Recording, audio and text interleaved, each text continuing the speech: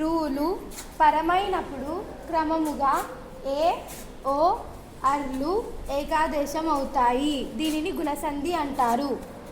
గుణసంధి యొక్క ఉదాహరణ: మహాలో చివరి అక్షరం ఆ వస్తే ఇంద్రుడిలో మొదటి అక్షరం ఈ వస్తుంది. ఈ రెండు పరమైనప్పుడు మహేంద్రుడిలో ఏ వస్తుంది. దీనిని గుణసంధి అంటారు.